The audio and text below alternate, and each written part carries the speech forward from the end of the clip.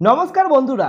আর কত চোরের চামচাগিরি করবেন? বসুন চুপ করে। এই রকম ভাবেই ধুয়ে দিলেন অভিষেক ব্যানার্জিকে অভিজিৎ গাঙ্গুলি। সংসদে বক্তব্য রাখতে গিয়ে তিনি এই রকমই মন্তব্য করলেন অভিষেক ব্যানার্জির বিরুদ্ধে। তো তিনি কি বললেন সেটা তো তোমাদের পুরো শোনাবোই। কারণ এই তার বক্তব্য পুরো রাজ্য রাজনীতিতে তোলপাড় করে ফেলেছে এবং এই বক্তব্য প্রচুর মানুষ দেখেছে, তারা খুব পছন্দ করছে। তো তাহলে আজকে আমি তোমাদেরকে এনার এই পুরো বক্তব্যটা শোনাবো।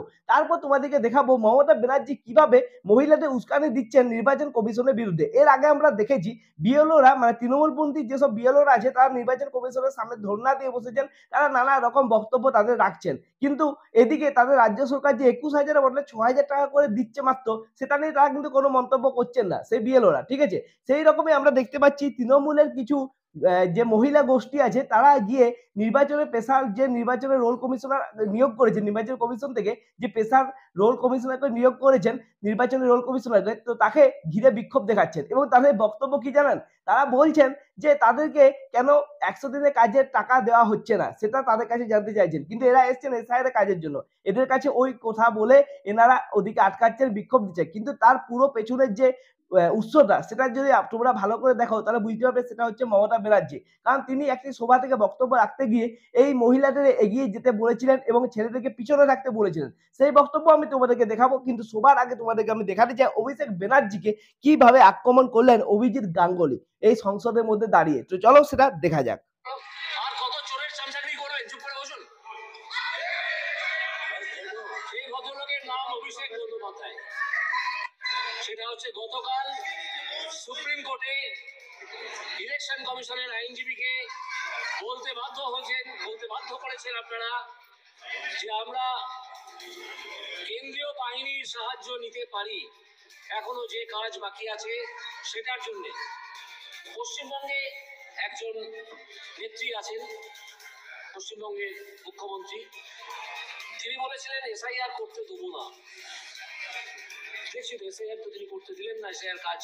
এসআইআর এর কাজ 99% শেষ হয়ে গেছে গতকাল, আজকে হয়তো বাকিটা শেষ হয়ে যাবে। কি ক্ষমতা আছে তার, তিনি এসআইআর করতে দেবেন না? কেন এসআইআর কে গালাগাল করছেন সেই কথা চমৎকার উদাহরণ দিয়ে এর আগে বলে দিয়েছেন নিশিকান্ত দুবে। পরিষ্কার জানিয়ে দিয়েছেন যে আপনারা বাংলাদেশ থেকে যত সংখ্যক মুসলিম আমদানি করেছেন সীমান্ত পেরিয়ে, আমি তার সঙ্গে জুড়ব প্রায় 432 কিলোমিটার এলাকায় আপনারা জমিয়ে দেননি যেখানে কাঁটা তার বসানো যেত, সেখান দিয়ে একের পর এক বাংলাদেশিকে ঢুকিয়েছেন। এখানে নকল ভোটার কার্ড, আধার কার্ড, রেশন কার্ড, যা যা কার্ড হয় সব চেপেছেন। চেপে তাদেরকে নাগরিক বলে প্রতিপন্ন করার চেষ্টা করেছেন। হ্যাঁ, এই কথাটা কিন্তু একদমই ঠিক। কারণ আমরা এই 1-2 দিনের মধ্যেই আমরা দেখলাম এই যে আমাদের হোম মিনিস্টার আছে না অমিত শাহজি, তিনি বললেন যে যে সমস্ত রাজ্যগুলো আছে গুজরাট থেকে শুরু করে বাকি যেগুলো বর্ডার এলাকার মধ্যে পড়ে সব জায়গাতে ফেন্সিং কিন্তু হয়ে গেছে, শুধুমাত্র পশ্চিমবঙ্গে হচ্ছে না। তার প্রধান কারণ হচ্ছে এই মমতা ব্যানার্জি কিন্তু জমি দিচ্ছে না ফেন্সিং করার জন্য। আর কেনই বা দিবেন? কারণ এই ভোটার ব্যাংক বাংলাদেশ থেকে যে সমস্ত ইলিগেল মানুষেরা এসে এখানে থাকছে, শুধুমাত্র থাকছে তা নয়, তারা এখানে এসে লক্ষ্মীর ভান্ডার থেকে শুরু করে ভোট দেওয়া পর্যন্ত সমস্ত কিছু কাজে তারা কিন্তু অংশগ্রহণ করছে। আর এখানে যে সমস্ত কাজবাজ আছে সেসব কাজবাজ তো করছে নেই, তার সাথে সাথে সমস্ত ভোট দেওয়া পর্যন্ত কাজে অংশগ্রহণ করছে ভারতের নাগরিক না হওয়া পরেও। তো তাদেরকে তারা তাদের ভোট ব্যাংক তাদেরকে কি জন্য তারা হাঁটাতে চাইবেন? সেই জন্য ফেন্সিং এর জন্য জমি দিচ্ছেন না। আর এই কথাটাও কিন্তু উল্লেখ করেছেন অমিত শাহজি। ঠিক আছে, তো সেই কথাটাই অভিজিৎ গাঙ্গুলি আজকের এই বক্তব্যে বললেন। আর আমরা যদি দেখি, তোমরা মিডিয়াতে দেখলে অবশ্যই বুঝতে পারবে এখনো পর্যন্ত এসআর এর কাজ প্রায় 99% এর উপরে শেষ হয়ে গেছে। ঠিক আছে, কিন্তু এখনো পর্যন্ত আমরা দেখতে পাচ্ছি ভোটার এলাকাতে পশ্চিমবঙ্গের যে সমস্ত ভোটার এলাকা আছে সেখানে এখনো হাজার হাজার বাংলাদেশিরা ভিড় করে আছে তাদের নিজেদের দেশে ফিরে যাবার জন্য। আর তারা কি বলছে, তারাকে জিজ্ঞেস করলে তারা বলা হচ্ছে যে এখানে থেকে আমরা আর কি করব। কেউ বলছে আমার বাবাকে ধরে পাঠিয়ে দিচ্ছে বাংলাদেশ, তাহলে আমি এখান থেকে কি করবো, আমিও বাংলাদেশ চললাম। কেউ বলছে আর তো এখানে এসআইআর হচ্ছে সেই জন্য পালাচ্ছি। মানে নানা রকম তারা কথাবার্তা বলছে, তারা সবাই ভোটার এলাকায় ভিড় করে রেখেছে সেখান থেকে বেরিয়ে যাবার জন্য। আর এই কথাগুলো তুলে ধরছেন অভিজিৎ গাঙ্গুলি। একটা কথা কিন্তু তিনি ভুল বলছেন না। তোমরা এর পুরো বক্তব্যটা শুনো তাহলেই বুঝতে পারবে। তাদেরকে নাগরিক বলে প্রতিপন্ন হতে চেষ্টা করেছেন। আজকে তারা স্পিকার মহোদয়, আমি তো আপনাকে উদ্দেশ্য করেই বলছি, তারা তো অনেকেই স্বরূপনগর বলে একটা জায়গা থেকে পালিয়েছেন। স্বরূপনগর থেকে পালিয়ে চলে গেছেন যেখান থেকে আছে সেখানে, আরো পালাচ্ছেন। গতকাল পর্যন্ত ফল ফেরত না আসার সংখ্যাটা দাঁড়িয়েছে প্রায় 60 লক্ষ। আজকে তো এটা আরো বাড়বে, আপনারা এমন এসআইআর করলেন কিছু ভোট কেন্দ্রে যে 408 খানা ভোট কেন্দ্রকে বলা হতে লাগলো অমৃত ভোট কেন্দ্র, যেখানে জন্মালে নাকি আর মারা যায় না। যেই একজন আইএএস অফিসার জ্ঞানেশ কুমার সেখানে পাঠালেন বা ইলেকশন কমিশন সেখানে পাঠালেন, সেটা ধাপে ধাপে কমতে লাগলো, কমে দাঁড়ালো 2। কার এলাকায় সবচেয়ে বেশি এই ধরনের ভোট কেন্দ্র ছিল? যে ভদ্রলোক এলাকায় ছিল তিনি এই সংসদের সদস্য, তিনি 7.5 লাখ ভোটে জিতেছিলেন। সেটা তদন্ত করলে কি বেরোবে তা আমরা দেখার জন্য অপেক্ষা করছি, যেহেতু মামলাটা হাইকোর্টে চলছে। সেই ভদ্রলোকের নাম, সেই ভদ্রলোক আর কত চোরের চামচাগিরি করবেন, চুপ করে বসুন। সেই ভদ্রলোকের নাম অভিষেক বন্দ্যোপাধ্যায়। তার বেশিরভাগ কেন্দ্র ফলতাটা ডায়মন্ড হারবারের মধ্যে পড়ে, যদি আপনি লোকসভা কেন্দ্র হিসেবে দেখেন। গতকাল একজন BLO block level booth level officer তার বাড়িতে আক্রমণ করেছে কিছু লোক। কেন না তিনি সঠিকভাবে কাজ করেছেন। ইলেকশন কমিশনের অফিস ঘেরাও করে ফেলা হয়েছে, ব্লক লেভেল অফিসারদের অর্গানাইজেশন বলে একটা ভাওতাপূর্ণ অর্গানাইজেশন তৈরি করা হয়েছে, করে ব্লক লেভেল অফিসার নাম দিয়ে একদল পার্টি কর্মীকে পাঠিয়ে দেওয়া হয়েছে ইলেকশন কমিশনের অফিসে। বলুন আমি মিথ্যে কথা বলছি? পারলে বলুন, চেঁচান। যারা মারা গেছেন তারা নিজের কারণে মারা গেছেন, কেউ বিএলএর কারণে, এসআইআর এর কারণে মারা যাননি, যে যার নিজের কারণে মারা গেছে। আপনারা একটা আত্মহত্যার নোট জারি করেছিলেন, একজন লিখে গেছেন বলে এত তাড়াহুড়ো করেছিলেন যে পরে জানা গেল সেই ভদ্রলোক লিখতেই পারতেন না। তো এইভাবে আপনারা এসআইআর আটকাচ্ছেন। ফল কি হয়েছে সেটা আপনারা জেনে রাখুন। ফল যেটা হয়েছে সেটা হচ্ছে গতকাল সুপ্রিম কোর্টে ইলেকশন কমিশনের আইনজীবীকে বলতে বাধ্য করেছেন আপনারা যে আমরা কেন্দ্রীয় বাহিনীর সাহায্য নিতে পারি, এখনো যে কাজ বাকি আছে সেটার জন্য এখনো কিছু কাজ বাকি আছে, সেটা করার জন্য পুলিশকে রিকুইজিশন করে দিতে পারি। এটার জন্য একটু অপেক্ষা করুন। এই অবস্থায় এসআইআর পশ্চিমবঙ্গে চলছে। আমি এইখানে আবেদন করব যে এই পশ্চিমবঙ্গে এই মুহূর্তে ইলেকশন কমিশনের উচিত কেন্দ্রীয় বাহিনী নামানো, না হলে বাকি কাজটুকু হবে। Thank you. শুনলে তো তাহলে অভিজিৎ গাঙ্গুলি কি বললেন। তিনি যে কথাগুলো বললেন সেগুলোকে একটাও ভুল বললেন। আমরা তো কিছুদিন আগে মিডিয়াতে দেখেছিলাম 2209টা বুথ বেরিয়েছিল যেখানে নাকি একটাও মৃত ভোটার নেই। আর যখনই কেন্দ্রীয় নির্বাচন কমিশন থেকে চাপ দেওয়া হলো সেটা ধাপে ধাপে কমতে 2 নাম্বার এসে পৌঁছেছে।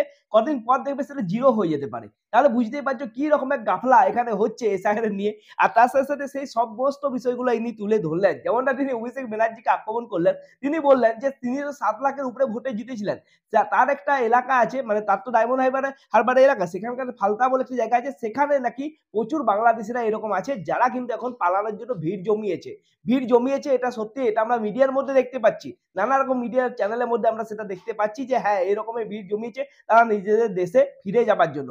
আবার আমরা কি দেখতে পাচ্ছি, শুভেন্দু অধিকারী একটা অভিযোগ করেছিলেন যে অনেক কিন্তু মানে কি করা হচ্ছে, কারুর যদি ছেলে না থাকে তাদেরকে বাবা মা সাজিয়ে ছেলে হয়ে সেখানে মানে এই এসআইআর ফর্মকে ফিল আপ করে দেওয়া হচ্ছে।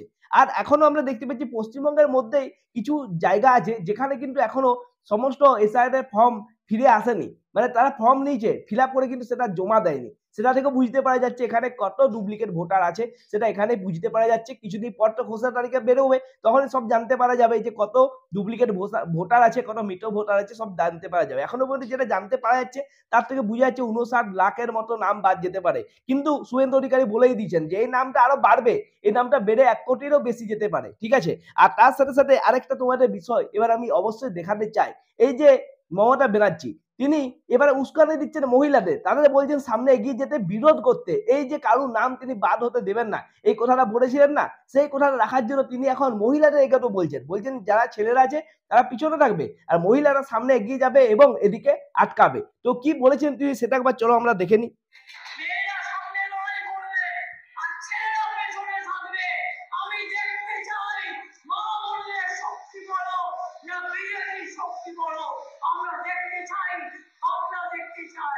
শুনলে তো তাহলে মমতা ব্যানার্জি এইরকম ভাবেই মেয়েদের উস্কানি দিচ্ছেন, মহিলাদের উস্কানি দিচ্ছেন, আর তার ফল কি হচ্ছে, তাদেরই কিছু সাজানো মহিলারা বা মেয়েরা তারা কি করছে, বিরোধ করছে। কাকে বিরোধ করছে? স্পেশাল রোল অবজারভার যাকে পাঠিয়েছেন নির্বাচন কমিশন, তার কাছে যে বিরোধ করছে এবং বিরোধ করছে যে 100 দিনের কাজের টাকা কেন দেওয়া হচ্ছে না। তাহলেই বুঝো, তোমাদের সেই ভিডিওটা আমি দেখাবো এই মহিলারা কি বলে বিরোধ করছেন।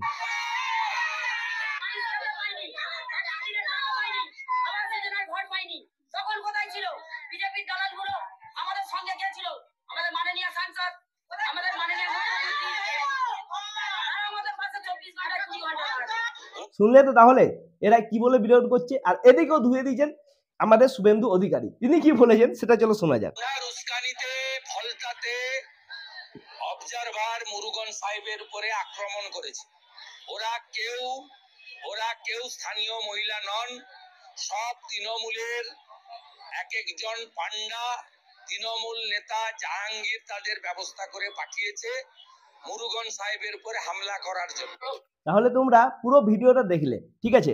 এই যে শুভেন্দু অধিকারী যে কথাটা বললেন, এরকম কিন্তু জিনিসটা আমরা আগেও দেখেছি, যেটা তোমাদেরকে কিছুক্ষণ আগে আমি আলোচনা করছিলাম। যেমনটা দেখতে পাচ্ছি কিছু তৃণমূলপন্থী বিএলওরা তারা কিন্তু ধর্ণা দিয়েছে নির্বাচন কমিশনের কাছে, আর তাদের দাবি কি এসআইআর কাজের চাপ তারা সামলাতে পারছে না, সেই জন্য তাদেরকে যেন রিল্যাক্স দেওয়া হয়, তাদের নানা রকম আরো অনেক দাবি আছে। কিন্তু তারা একবারও বলছেন না যে রাজ্য সরকার 21,000-এর বদলে তাদেরকে এই কাজের জন্য মাত্র 6,000 টাকা করে কেন দিচ্ছে, সেটা নিয়ে তারা একবারও বিরোধ তুলছে না। কারণ তারা হচ্ছে তৃণমূলপন্থী বিএলও, সেই জন্য তারা বিরোধ দেখাচ্ছেন তাদের যেটা রাজনীতির দিক থেকে কাজে লাগবে সেই বিষয়টা নিয়ে। আর একটা জিনিস এখানে দেখতে পাবে যে অনেক বিএলওরা কিন্তু মানে তাদের যে সময় দেওয়া হয়েছিল সেই সময়ের আগে কিন্তু তাদের কাজ কমপ্লিট করে ফেলেছে। তাহলে এখানে প্রশ্ন উঠছে যে তারা কি করে তাহলে কমপ্লিট করছে, তাদের তো এতটা চাপ মনে হচ্ছে না, তাহলে এদেরই কেন এত চাপ মনে হচ্ছে, এটাও একটা প্রশ্ন অবশ্যই উঠবে।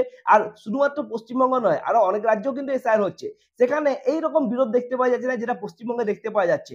এখন মমতা ব্যানার্জি কি বলছেন যে ডিটেনশন ক্যাম্প হতে দেব না, এর আগে তিনি বলেছিলেন ওয়াকফ বিল এখানে চালু করতে দেব না, কিন্তু লুকিয়ে সেটা কিন্তু ঠিক চালু করেই দিলেন। তারপর আমরা দেখলাম তিনি কি বললেন যে এসআইআর হতে দেব না, এসআইআরও কিন্তু ঠিক হয়েই গেল, মানে একেবারে শেষের মুখে চলে এসছে। এখন তিনি বলছেন ডিটেনশন ক্যাম্প হতে দেব না। এবারে এসআইআর যারা নাম বাদ যাবে, যারা ইলিগেল বাংলাদেশি হিসাবে চিহ্নিত হবে, তাদেরকে তো পাঠাতেই হবে ডিটেনশন ক্যাম্পে, তিনি কি করে আটকাবেন, সেটাও তাকে মানতে হবে, ডিটেনশন ক্যাম্প তাকে বানাতেই হবে। তো এগুলো সবই হচ্ছে ভাওতাবাজি, যেটা বলছেন এই অভিজিৎ গাঙ্গুলি, তার সাথে সাথে শুভেন্দু অধিকারী বা বাকি যে সমস্ত বিজেপির লোকেরা আছে, তারা এই কথাই বলছে এগুলো সব হচ্ছে ভাওতাবাজি, মানুষকে বোকা বানানো। আসলে তিনি কিছু আটকাতে পারবেন না, সবকিছু যেটা যখন হবার সেটা ঠিক হয়েই যাবে, এই কথাটাই এরা বলতে চাইছেন। আর তোমাদের কি মনে হয় এই কথাটা কি তারা ভুল বলছেন, যে যেটা যখন হবার সেটা হয়ে যাবে, মুখ্যমন্ত্রী কিছু আটকাতে পারবেন না?